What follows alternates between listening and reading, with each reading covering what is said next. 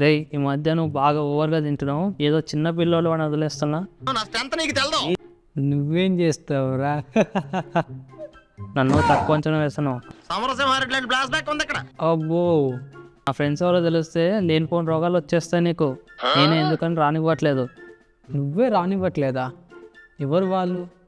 Inflammation గాడు బాడీలో heat పెంచుతాడు, diabetes గాడు బాడీలో గ్లూకోజ్ నింపుతాడు, ఫ్యాట్ గాడు బాడీలో ఫ్యాట్ పెంచుతాడు, బీపీ గాడు బాడీలో ప్రెషర్ పెంచుతాడు. Very dangerous. ఇలా చెప్పినా అనుకో నీ బాడీని మెలికేసి నలిపేస్తారు. రేయ్, నేనేదో వెయిట్ గెయిన్ కోసం అని చెప్పి తింటున్నారా? ఇలాంటి జరుకులు ఇవ్వకు. ఏది పడితే అది తిని వెయిట్ పెరిగావనుకో దాన్ని హెల్దీ వెయిట్ అనరు. మరి హెల్తీ వెయిట్ గెయిన్ అవ్వాలంటే ఏం చేయాలి సార్?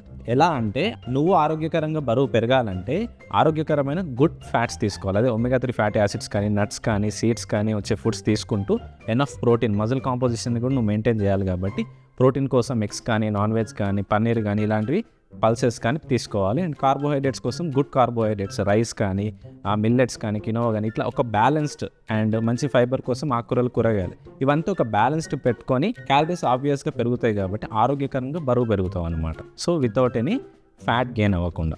అదే జంక్ అవి ఇవి తిన్నాం అనుకోండి, దానివల్ల ఏమవుతుంది, ఇంటర్నల్ ట్రాన్స్ ఫ్యాట్స్ ఇంక్రీజ్ అవ్వడం కానీ, కొలెస్ట్రాల్ బ్లాకేజ్ అవ్వడం కానీ, హార్ట్ అటాక్స్ కానీ, స్ట్రోక్స్ కానీ, అన్వాంటెడ్ ఫ్యాట్ గెయిన్ అవ్వడం కానీ జరుగుతుంది. కాబట్టి అది అన్హెల్దీ అనమాట. Thanks sir.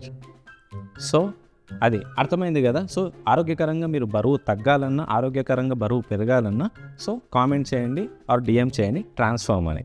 సో ఇలాంటి ఎన్నో విషయాలు మీరు తెలుసుకోవాలనుకుంటే ఈ పేజ్ని ఫాలో అవ్వండి. Thank you very much.